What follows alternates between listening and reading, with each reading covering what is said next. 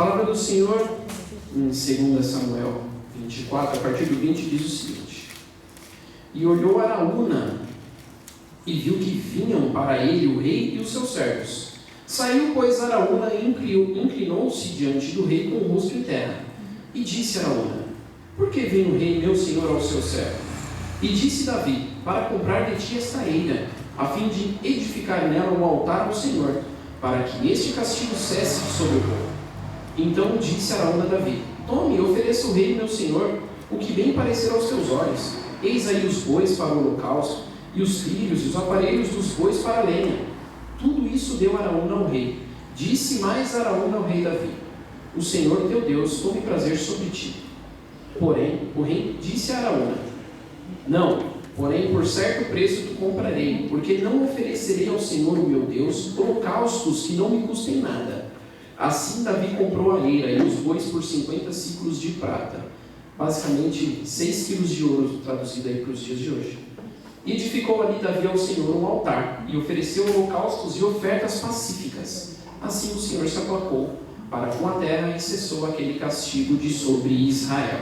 Amém? Glória a Deus. Glória a Deus. Meus queridos, se eu pudesse dar um título para essa mensagem, hoje nós iremos falar de 4 passos para conquistar a bênção e 1 para perdê-la. 4 passos para conquistar a bênção e 1 para perdê-la. Quantos aqui gostariam de ser igual a Davi? Amém? Todos? Glória a Deus. Mas Davi adulterou. Gostaria de ser igual a Davi? Não. Davi mandou matar. Gostaria de ser igual a Davi? Amém, irmãos. Davi foi conhecido por ter um coração, segundo o coração de Deus, mesmo com tantos pecados. Porque pecar, todo mundo vai pecar. Glória a Deus. Errar, todos nós erraremos. Se a gente não tivesse pecado, a gente já não estaria aqui. A gente já teria subido.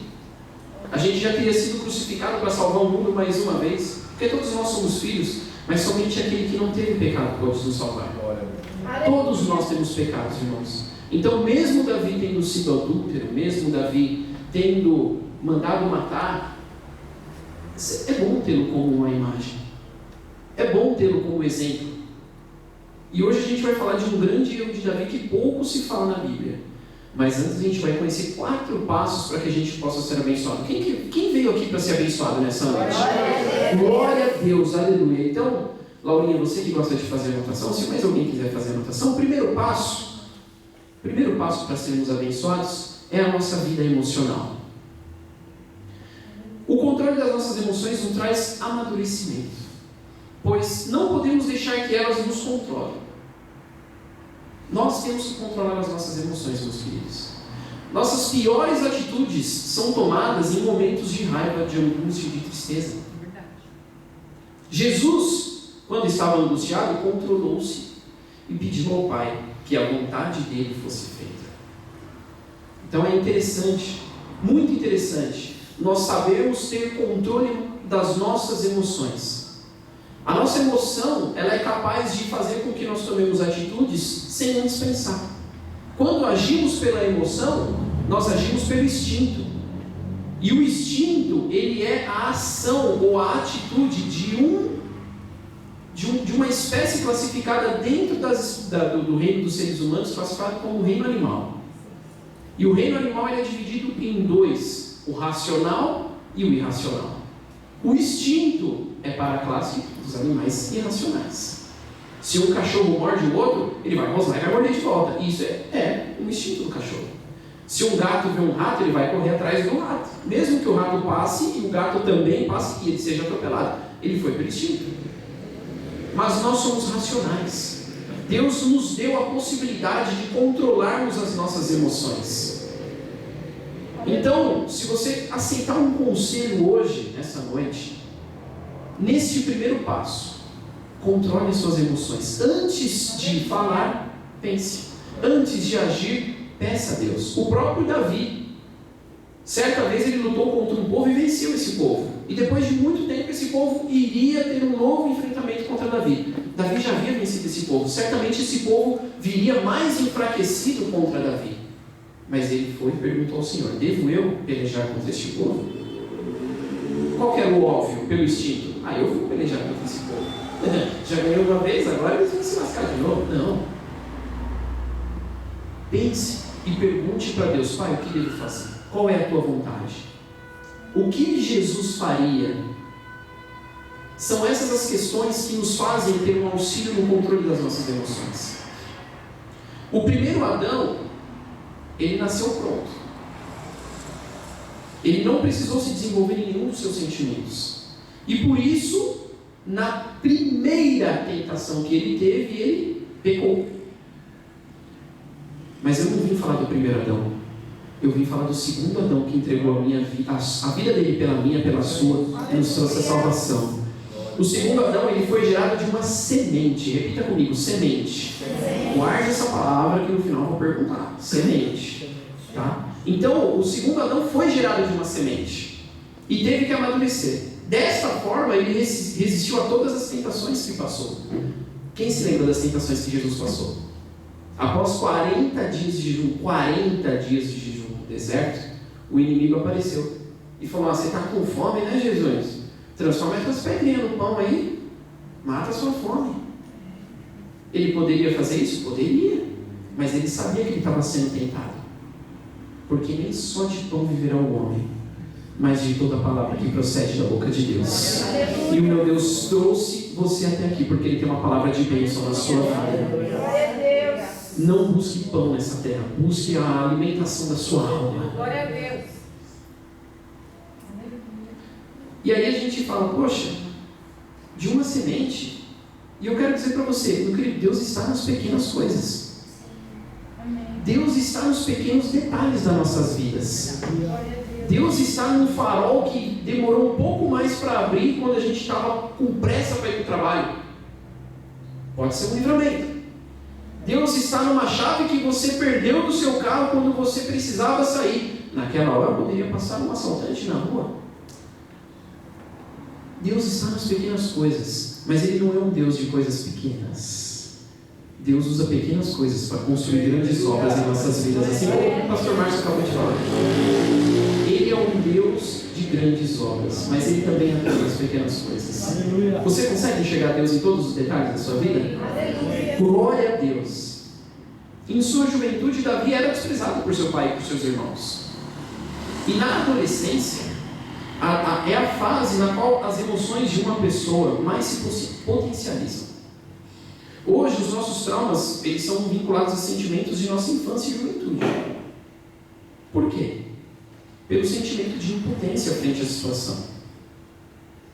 Quando a gente era pequeno, a gente não tinha o poder de ir contra os nossos pais, de ir contra um adulto em virtude do respeito, força o suficiente para conseguir reverter uma situação que, naquele momento, a nós não era favorável. Agora, na idade adulta que nós estamos, a gente já tem esse poder de se impor.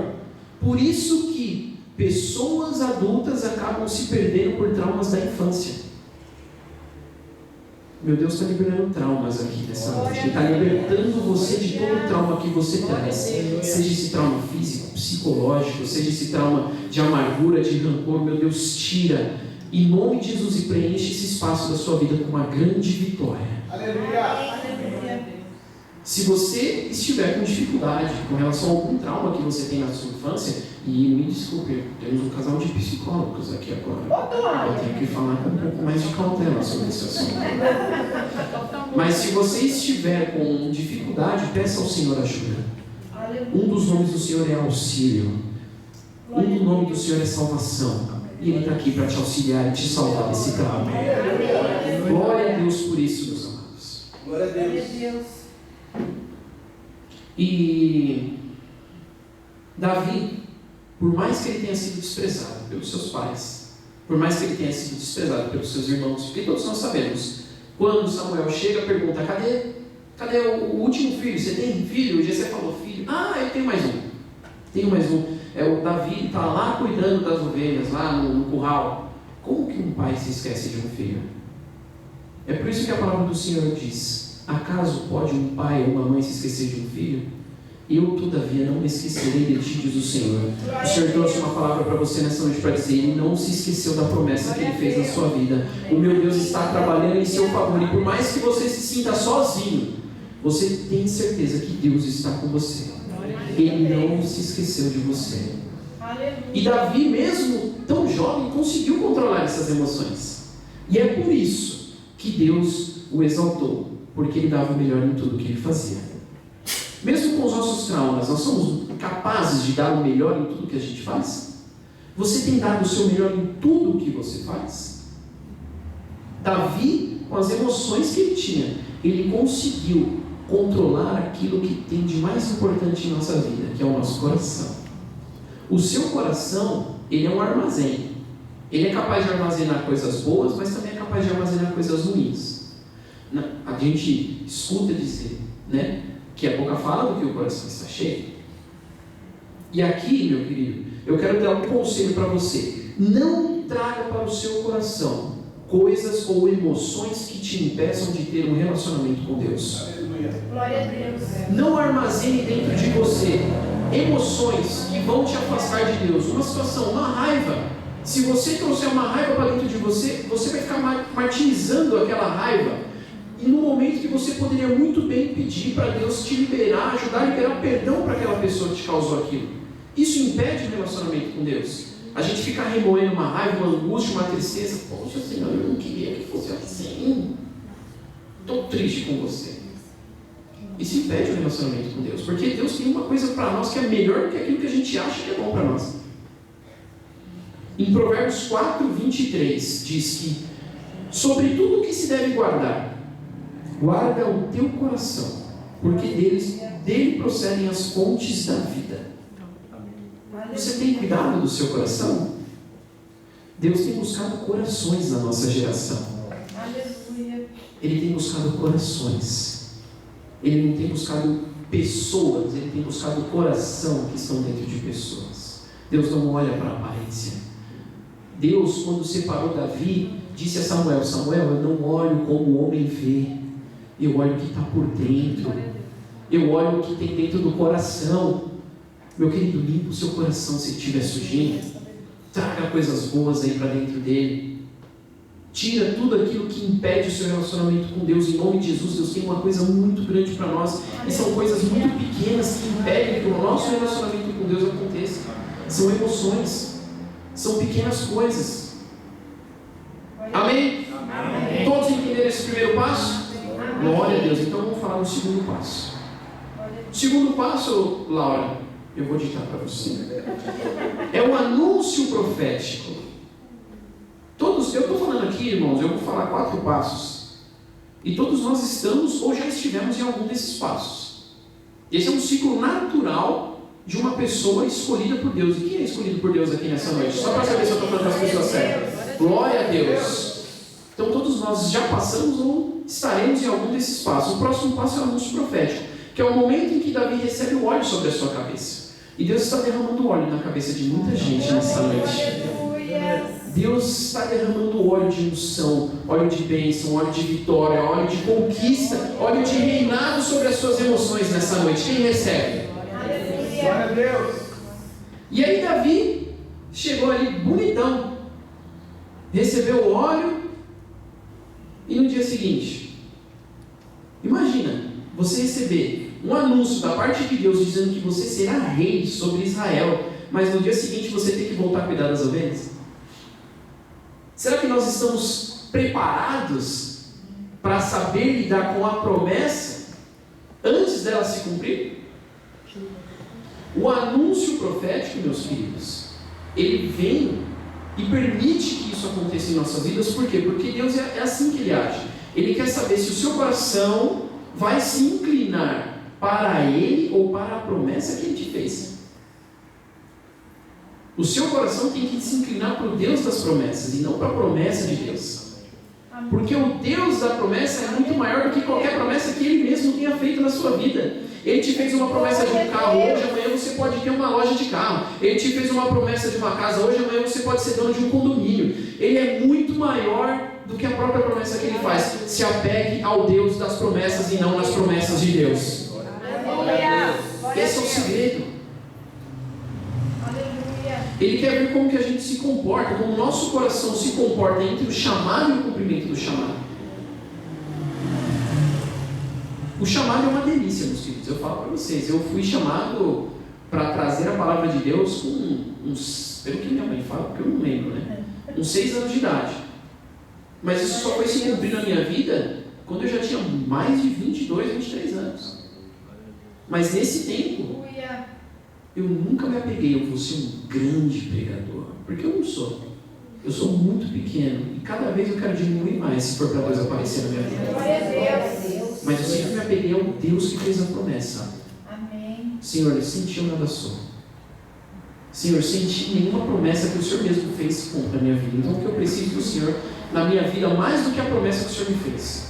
Traga esse sentimento para dentro de você. Deus me mostra que tem muitas promessas aqui hoje, meus irmãos. Tem muitas promessas que foram derramadas e tem gente passando pelo processo. Se incline, deixe o seu coração se inclinar para o Deus das promessas e não para a promessa de Deus. Glória a Deus. Porque na verdade o anúncio, ele não é muito bem um anúncio profético. O anúncio, ele é um prenúncio da forma como Deus nos vê no futuro. E apenas uma pessoa pode impedir de que o prenúncio de como Deus vê a gente no futuro possa acontecer. Quem é essa pessoa? Nós mesmos. Deus nunca vai ser impedido pelo inimigo de cumprir a promessa dele na nossa vida, meu amado. Deus só vai ser impedido pela gente. E é interessante isso, muito interessante. Se a gente impede isso quando a gente não aceita o processo que Deus nos traz nesse período de chamado e acontecimento do chamado. Você quer um grande exemplo disso na Bíblia? O povo que foi escravizado durante 400 anos no Egito.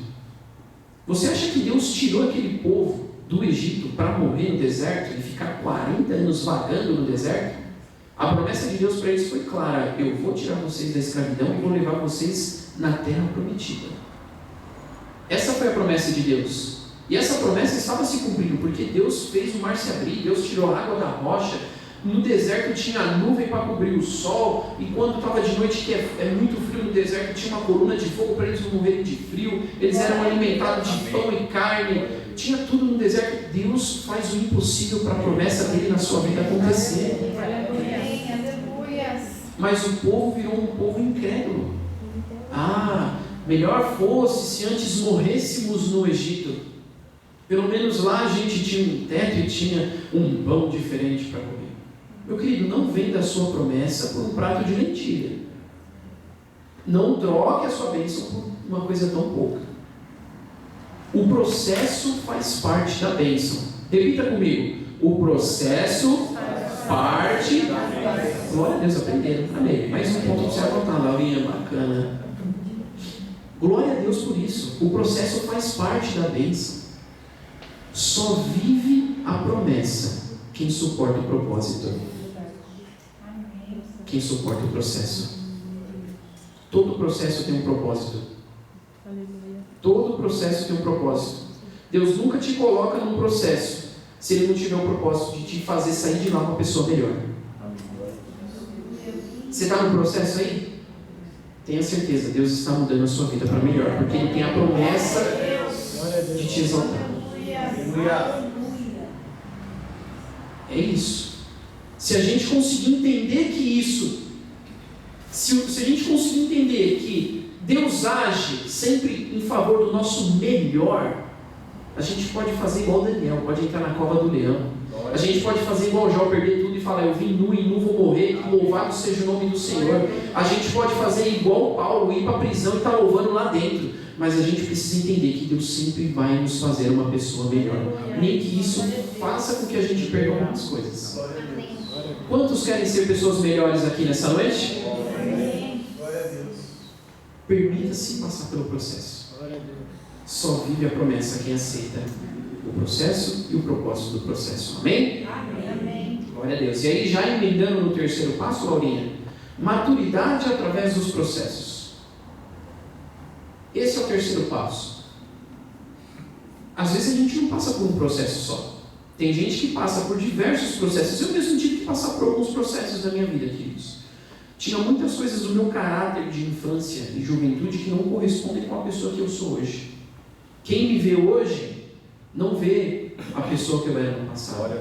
E quem me via no passado não imagina que eu pudesse ser a pessoa que eu sou hoje. Não que eu seja uma baita pessoa, mas eu sou melhor. E o objetivo é esse. Eu passei por muitos processos. Processo de caráter, processo financeiro, processo de liberdade, porque eu já sou casado.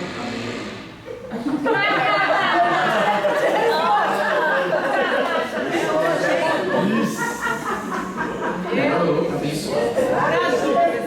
Ela orou para abençoar. Eu passei por diversos processos também. E todos nós, e às vezes assim, eu acho que o negócio da minha vida é um pouco mais embaixo, porque às vezes eu saía de um processo e eu falava, nossa, agora vem a bênção, aí vinha outro processo. Aí eu saía de mais um processo e falava, beleza, agora vem duas bênçãos, aí vinha um outro processo. E é assim. Mas eu entendi que Deus estava querendo me fazer uma pessoa melhor.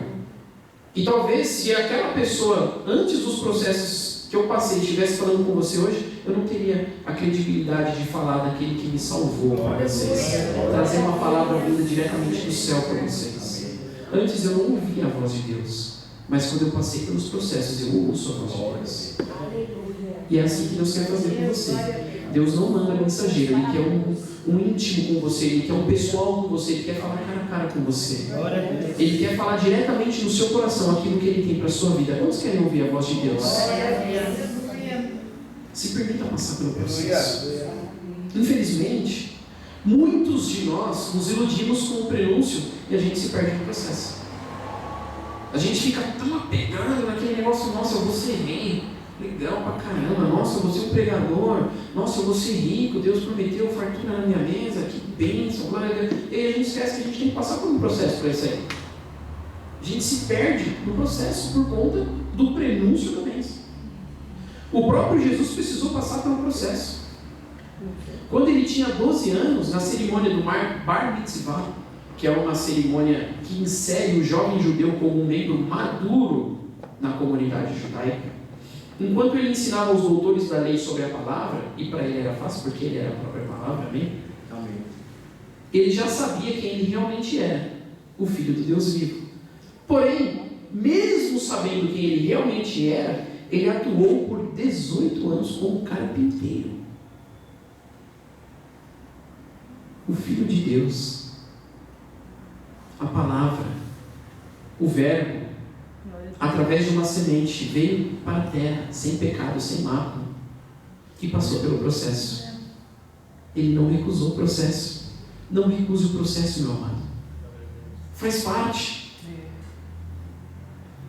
Antes de iniciar o seu ministério aos 30 anos. Então, 12 anos, foi quando ele apareceu, foi a última aparição de Jesus, antes dos 30, quando ele iniciou o seu ministério. 30 menos 12, 18, é o tempo que ele atuou como carpinteiro. Porque nessa época, para os judeus, entre 12 e 13 anos, acontece a cerimônia do Bar Mitzvah, que é quando a criança, um jovem, adolescente, é inserido como um judeu maduro, membro judeu maduro. E aí ele já começa a ter as suas responsabilidades. E Jesus passou por tudo isso. Jesus nasceu de uma mulher, Jesus mamou no peito de Maria, Jesus chupou chupeta, Jesus brincou de carrinho, Jesus construiu cadeira, Jesus construiu mesa, Jesus teve que vender negócio lá que ele construía para sustentar a casa dele. O Filho de Deus passou pelo processo. Não recuse o processo que Deus coloca na sua vida, meu querido. E ele não se manifestou antes, mesmo sabendo que ele já era Filho de Deus, por um único motivo. Ainda não era o tempo de Deus na vida dele. Não era o tempo do cumprimento da promessa de Deus na vida dele. Se tem uma coisa que faz com que a gente atrapalhe o processo é tentar antecipar a promessa. Pegou? Se tem uma coisa que atrapalha o processo é tentar antecipar a promessa. Porque Deus não precisa da sua ajuda para nada. Ele só precisa da sua obediência. Ele só precisa da sua fidelidade. Aceite.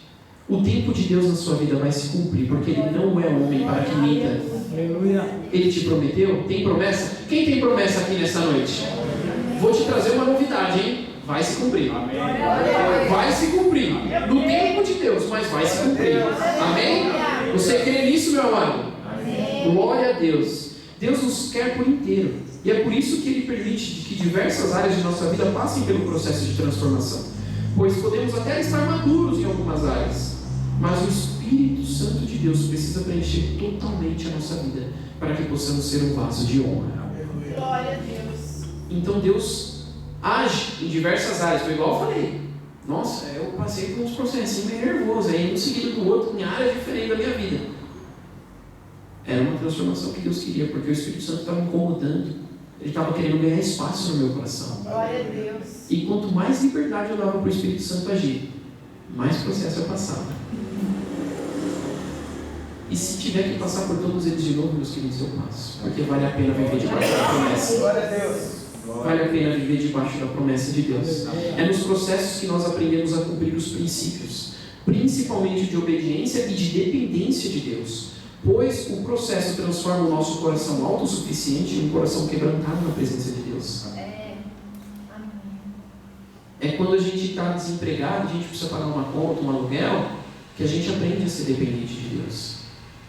É quando a gente precisa passar numa prova e a gente não tem um intelecto suficiente para aquilo, que a gente aprende a ser dependente de Deus. É quando a gente precisa fazer uma viagem de emergência e a gente não tem um carro, que a gente aprende a ser dependente de Deus. Isso faz com que a gente se humilhe, que a gente peça para Deus a misericórdia dele sobre as nossas vidas. E muitos de nós, infelizmente, quando ganhamos coisas, esquecemos que o Deus que nos deu é o mesmo Deus misericordioso. A gente se torna autossuficiente. Deus quer quebrantar corações aqui nessa noite. Deus quer quebrantar corações nessa noite, meu querido. A chave de Davi para alcançar de Deus tudo que conquistou é o coração. Pois mesmo no anúncio da bênção, ou no processo, ou até mesmo no reinado, nunca se vingou dos seus pais, dos seus irmãos, ou até mesmo de Saul.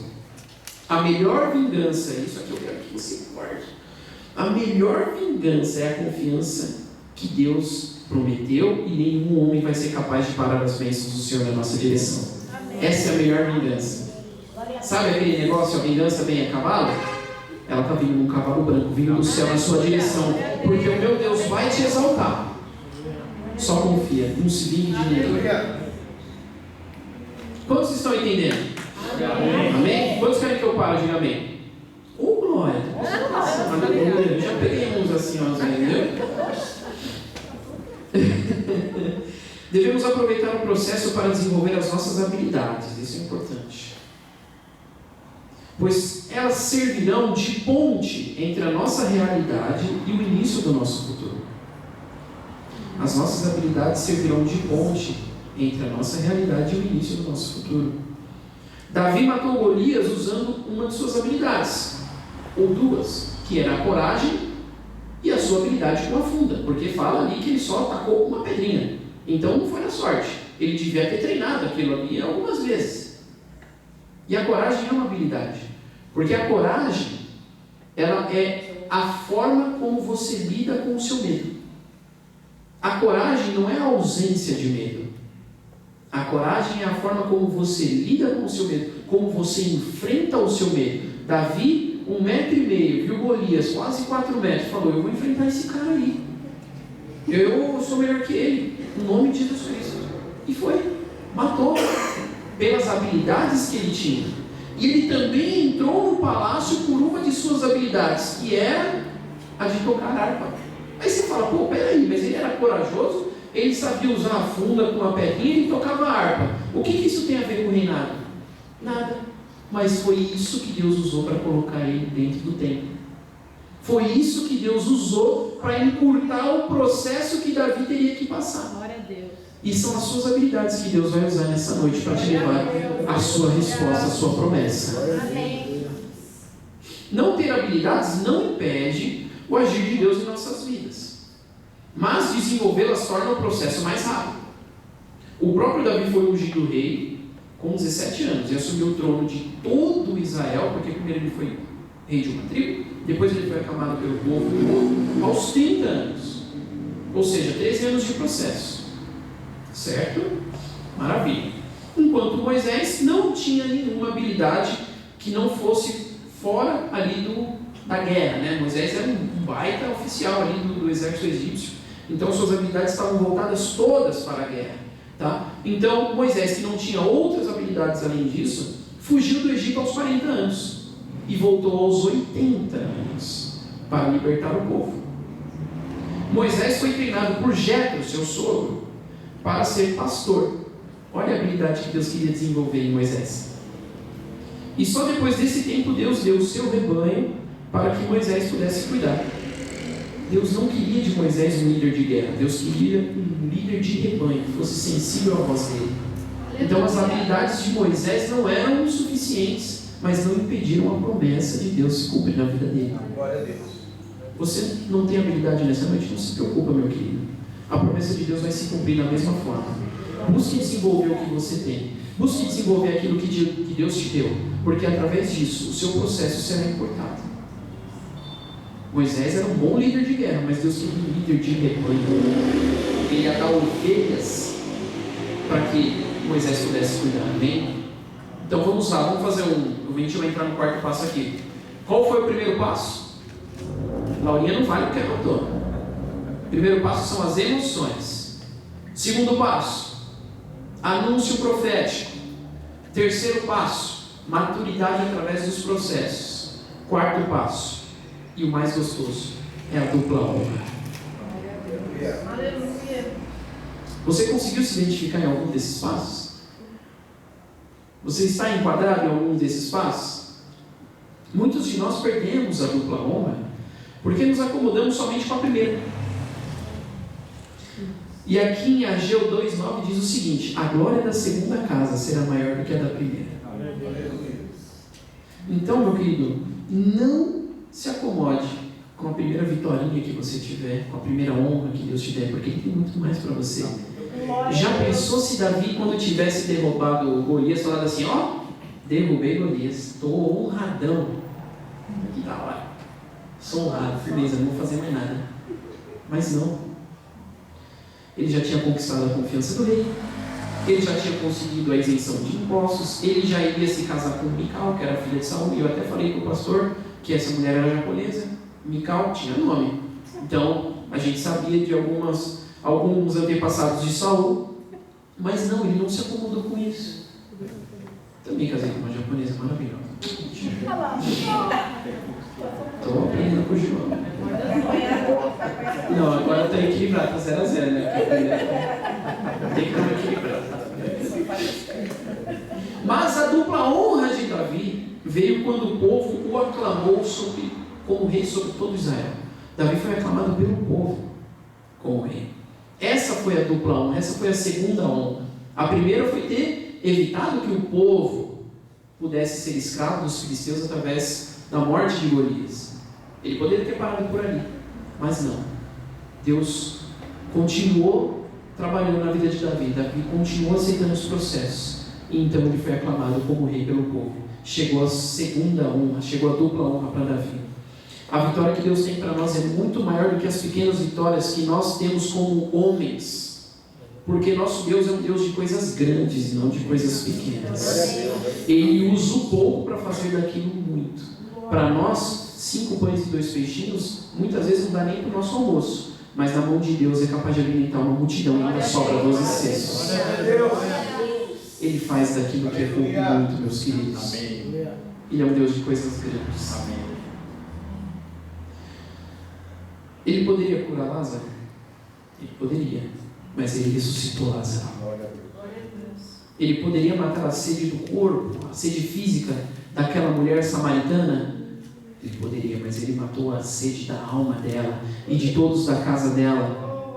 Ele poderia ter salvado a si mesmo na cruz? Ele poderia, mas ele preferiu salvar o mundo inteiro, salvar a minha, salvar a sua vida. Deus não é um Deus de uma honra só, Ele é um Deus de dupla honra. Ele não é um Deus de coisas pequenas, Ele é um Deus de coisas grandes. Ele nunca chega atrasado, Ele chega na hora certa. Ele pode nos dar aquilo que pedimos? Pode, mas Ele tem muito mais do que pedimos e pensamos. Glória a Deus. A dupla honra significa o resultado do caráter abundante da graça restauradora de Deus. Vou repetir. A dupla honra significa o resultado do caráter abundante da graça restauradora de Deus. Ou seja, quando o nosso caráter for abundante de toda aquela graça restauradora de Deus, aí nós teremos dupla honra. Você está disposto a permitir que o seu caráter seja restaurado? Aleluia. Tem dupla honra para você. Aleluia. Em Isaías 61:7 diz que para a dupla honra só há um caminho, que é a vergonha. Para cada dia de vergonha, dupla honra. Então, eu quero trazer para você uma palavra nessa noite. Se você está sendo envergonhado pelo mundo por seguir os caminhos de Deus, se prepare, porque você é o próximo candidato a ser duplamente honrado por Deus. Só tem um caminho para ser duplamente honrado. Mas eu falo uma coisa para você, meu querido. Por mais que o caminho seja doloroso, vale a pena perseguir. Porque a dupla honra não vai vir daquele que te envergonhou. A dupla honra vai vir daquele que está só esperando você passar pelo caminho para te exaltar. É promessa. É promessa. Está na Bíblia. Nós vamos viver essa dupla honra. Amém? Quantos querem ser duplamente honrados nessa noite? Glória a Deus pela sua vida, meus queridos. Só que agora a gente vai entrar na palavra. Eu vou precisar de mais uns minutos, mas eu vou terminar rapidinho.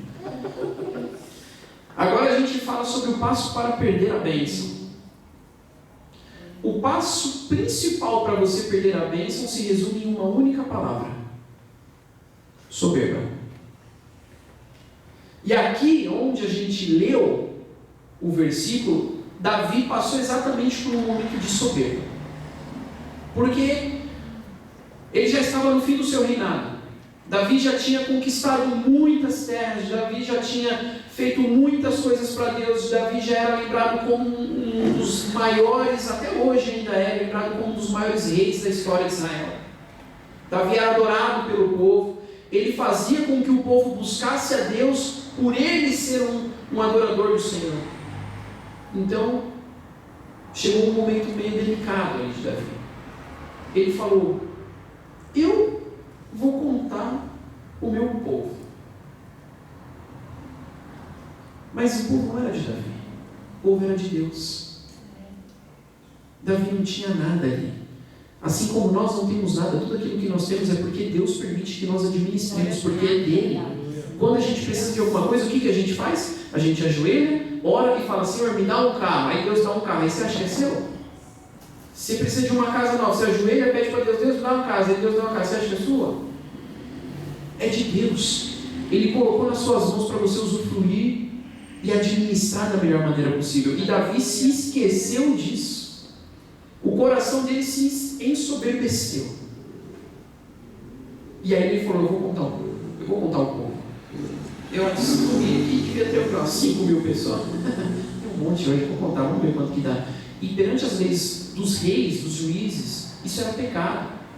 Porque o único que poderia pedir a contagem, o censo, né, igual a gente vê hoje o IBGE fazendo, inclusive está na época, né? Quando isso deveria ser feito, deveria ser a mando de Deus naquela época.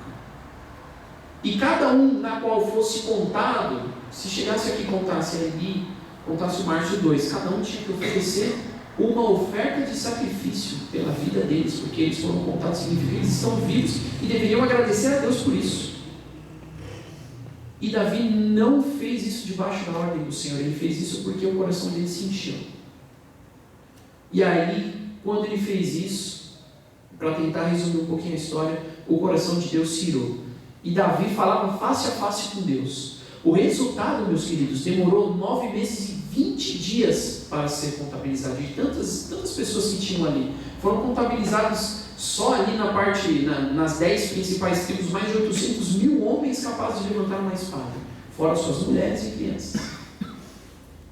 Quando Davi recebeu o resultado, ele percebeu que ele fez uma coisa que desagradou a Deus. E aquele homem que falava face a face com Deus, não conseguia mais falar com Deus. Ele falou: Senhor, pequei. Só que Deus não respondeu para ele. Deus usou um profeta chamado Gade, que na Bíblia ainda fala que ele era vidente de Davi. Falou: vai até Davi e fala que por conta dessa desobediência dele aí, eu vou lançar 3 opções para ele poder escolher. Ou ele vai ter 7 anos de fome na terra, ou durante 3 meses ele vai fugir, perseguido pelos seus inimigos, ou durante 3 dias Deus vai lançar, Deus falando: eu vou lançar uma praga sobre Israel. pede para ele escolher uma. Olha só, o que eu quero dizer para você é que o pecado traz consequências. O pecado, a primeira coisa que o pecado faz é nos afastar da presença de Deus. Davi falava com Deus, e Deus falava com Davi, mas a partir desse momento Deus ficou tão chateado com Davi que ele não quis nem sequer falar com ele. E recentemente foi no culto de Santa Ceia, se não me engano, o pastor Márcio pregou sobre o pecado, pecadinho e pecadão. Que existem graus de pecado, pecadinho e pecadão. A soberba é classificada como uma iniquidade para Deus. A soberba é mais do que o pecado. A soberba é uma iniquidade. E tudo aquilo que sobe na escala de pecado, pecadinho e pecadão, exige um sacrifício maior de nossa parte para que a gente possa ser perdoado por Deus. E isso fez com que Davi perdesse aquela intimidade que ele tinha com Deus. E nesse momento, Davi falou: olha, caiamos nós na mão do Senhor. Eu prefiro que ele lance uma praga sobre a terra durante 3 dias, sobre o meu povo durante 3 dias. Porque grande é a minha angústia, mas também grande é a misericórdia do Senhor. Aleluia. E eu quero dizer para você, meu querido, eu não sei o tamanho da sua angústia, mas eu quero dizer que a misericórdia do Senhor é grande e ela se renova cada manhã sobre a sua vida. Deus, aleluia. Se você tiver que passar por um processo, passe por esse processo na mão do Senhor, porque grande é a misericórdia dele sobre a sua vida. Por mais que a sua angústia possa ser grande, a misericórdia dele é maior. E aconteceu que durante 3 dias o anjo do Senhor matou mais de 70 mil pessoas em Israel. 70 mil, é muita gente. É um estádio de futebol dos grandes, lotado de gente. Morreram 70 mil por causa da desobediência de uma pessoa. Quem são os chefes de família aqui nessa noite? Pode levantar a mão, esconde não. Não, amor, você não, eu sou eu que faço.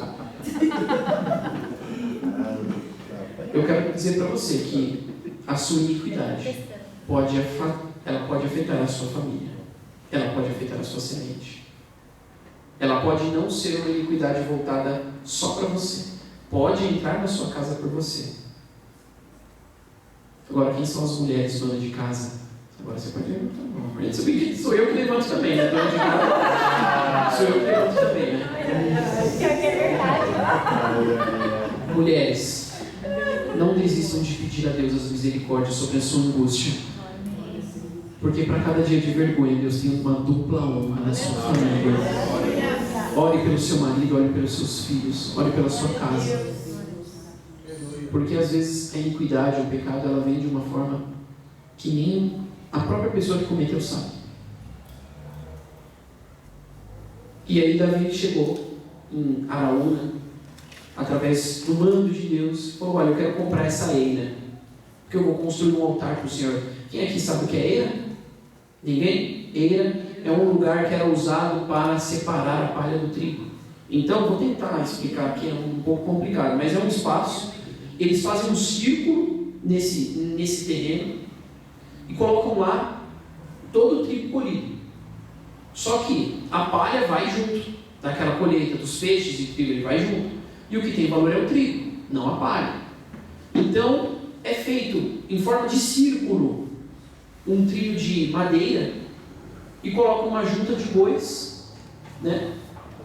Em cima, atrás dessa junta de boi, vai uma pessoa como se fosse uma prancha amarrada ali no carro do boi, e essa pessoa, embaixo dessa prancha tem prego, tem pedra, tem algumas coisas para fazer com que seja separada a palha do trigo. E uma pessoa vai nessa prancha, enquanto os bois vão andando em círculo por conta do trigo, essa pessoa vai chacoalhando a prancha para ir separando o trigo da palha. Amém? Consegui explicar mais ou menos? Isso é uma eira. Tá? E aí Davi falou para Araúna: olha, eu preciso comprar essa eira de você para fazer um holocausto ao Senhor. Eu fiz algumas coisas erradas e eu preciso agradar a Deus agora, preciso me redimir. E Araúna falou: rei, isso é tudo seu, toda a terra é sua, pode fazer, o boi é seu, pode pegar o trilho que é de madeira, pode pegar a junta dos bois que é de madeira, já usa de lenha, já sacrifica os bois, é tudo seu, está valendo. E que Deus se agrade desse altar na sua presença, que seja uma bênção para você, amém? Beleza. Davi foi muito consciente, falou: olha, eu não posso oferecer a Deus algo que não me custe. Isso é muito interessante. Nós não podemos, meus queridos, oferecer qualquer coisa para Deus.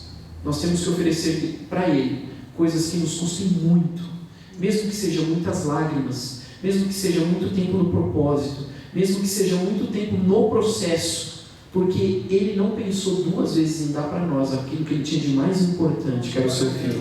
Glória a Deus. Então nós não podemos dar qualquer coisa para Deus. Davi poderia sim falar: Deus, é meu, né? Firmeza, vou fazer aqui o meu sacrifício. Não, ele comprou por um preço justo. E é isso que Deus espera de nós. Às vezes aquilo que nos pesa é abrir mão de alguma coisa que a gente gosta. Às vezes o que nos pesa é abrir mão de algo que a gente faz todo dia e que Deus está querendo mudar. Isso nos custa. Mas eu tenho certeza, meu querido, que se você fizer isso, Deus vai te exaltar. Aleluia. Porque se você entrega aquilo que te custa muito, Deus vai te dar algo que seria muito mais valioso para Ele do que para você, só para te agradecer pelo sacrifício que você fez para Ele, só para reconhecer o seu esforço. Todos entenderam sobre ela? E a soberba, ela é a fonte que Satanás utiliza para derrubar aqueles que estão no auge do relacionamento com Deus. E foi por ela que ele colocou o pecado no mundo quando disse para Eva que eles seriam como Deus quando comessem o fruto. E também tentou a Jesus da mesma forma. Se prostrado me adorares, te darei tudo isso. Tentou a Jesus. E sabe por que ele usa isso para tentar nos derrubar? Porque foi isso que derrubou o próprio Lúcifer quando ele quis ser como Deus e quis se assentar no trono. Tem alguns pecadinhos que ele usa aí para tentar nos afastar de Deus, mas eu até usei uma explicação legal com a Thaís certa vez, que quanto mais perto de Deus o homem fica, maior é o outdoor, uma fotinho que vai aumentando na parede do inferno, na sala do diabo lá. Se você está perto dele, ele tira a fotinho porque ele já está te vendo, ele está lembrando de você. Quanto mais longe dele, mais perto de Deus, maior vai aumentando. Então tem gente que tem um retratinho 3x4, tem gente que tem uma fotinho um pouco maior, tem gente que tem um pôster. Eu espero que eu tenha um outdoor naquele inferno, meus queridos. Eu espero que o diabo se lembre de mim olhando para aquele outdoor, porque eu quero cada vez estar mais perto de Deus. Glória a Deus. Eu espero que isso seja assim na vida de vocês também. Aleluia. E quando a gente está nesse auge de relacionamento com Deus, Ele tenta nos derrubar através da soberba. Em Tiago 4, 6 e 7 diz: portanto diz, Deus resiste aos soberbos, mas dá graça aos humildes. Sujeitai-vos, pois, a Deus. Resisti ao diabo e ele fugirá de vós. Glória a Deus. Aleluia. Deus resiste aos soberbos, meus amados. Como é que a gente vai se vangloriar de uma coisa que a gente tanto pediu para Ele e na hora de dar glórias e graças a Ele, a gente fala: eu conquistei. É injusto. É injusto com Deus. A gente já passou por esse sentimento de injustiça quando você fez alguma coisa para alguém, para o seu chefe, ele apresentou isso numa reunião e não citou seu nome. Sim ou não? Pois é. Imagina se a gente fosse Deus, que deu carro, deu casa, deu saúde, deu um emprego, e a gente fala: eu conquistei, eu trabalhei, eu batalhei, embora isso seja verdade, mas você só conquistou tudo isso porque Deus derramou da graça dele sobre a sua vida. Em 1 Crônicas 21, que conta a mesma história a qual nós lemos aqui, diz que Satanás se levantou contra Israel e tentou Davi para contar ao povo. E Davi foi tentado por Satanás, e aí ele não resistiu, caiu na tentação. Tome cuidado com as tentações, pois toda tentação correspondida se torna em pecado. A soberba é uma iniquidade. Então ele foi tentado duramente. E o preço do pecado pode não atingir somente quem cometeu, mas também a sua descendência. Dá tempo? Vocês me dão mais 5 minutinhos para eu falar as 4 etapas da tentação? Eu prometo que vai ser rapidinho. Pode? Amém? Quem me dá 5 minutinhos? 5, 10, 15, 20, 25, 30. Não, tá ótimo. É só isso. Então vamos falar das 4 etapas da tentação. E eu estou falando tudo isso aqui para vocês, vocês vão entender no final.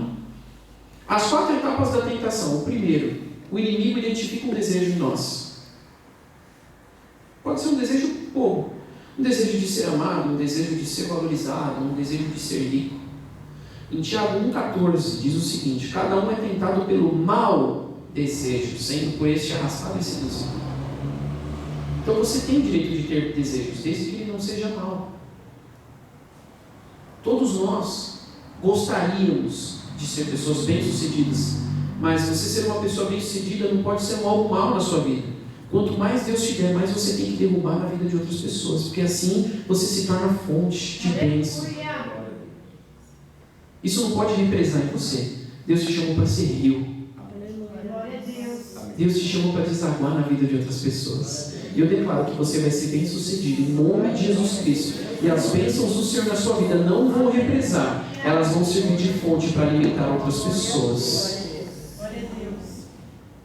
A segunda etapa da tentação é a dúvida. Quando ele identifica um desejo em você e ele consegue colocar aquilo em você, ele também coloca uma dúvida. Ele fará com que você duvide sobre o que Deus diz sobre pecado. Puxa, mas será que se eu levar uma caneta do escritório para casa é pecado? Não é, uma canetinha. Será que se eu simplesmente levar um salgadinho aqui no mercado, eu vou fazer uma compra tão grande, né? Eu vou comer o salgadinho enquanto estou fazendo a compra, depois eu jogo a embalagem fora, não é pecado não, é o tamanho da compra. Será que é pecado? Será que Deus vai? Eu estou falando de coisas pequenas, mas existem coisas grandes que se colocam como dúvidas em nossa vida. A terceira etapa é o engano. Satanás só tem um título de paternidade na Bíblia atribuído por Deus, que é o pai da mentira. Então ele vai tentar te enganar. Ele chegou para Adão e falou: não, você não vai morrer não. Pode comer isso aí. Come de boa, velho. Não se sabe o tempo que Adão tinha de vida quando ele pecou. Estudiosos dizem que Adão viveu no Jardim do Éden por mais de 9.000 anos na presença de Deus. Mas a partir do momento em que ele pecou, a promessa de Deus se cumpriu na vida dele. Porque ele viveu ali mais 120, não sei quantos anos ele viveu, mas ele morreu. Porque ele comia da árvore da vida eterna. É a mesma árvore que nos espera lá no céu. Nós vamos nos alimentar dessa árvore. E ele trocou a vida eterna por um pecado. Não troca a vida eterna por um pecado. Não troca a vida eterna por um engano. Não deixe o inimigo colocar dúvida no seu coração. Não deixe ele te enganar. Não deixe ele identificar um desejo mal em você. Porque é a brecha que ele precisa. E a quarta etapa é a desobediência. A desobediência nos deixa cego. Ela se torna algo contínuo e repetitivo, que começou lá no Éden e perdura até os dias de hoje. E vai perdurar até acabar o mundo. De tão repetitivo que a desobediência se torna.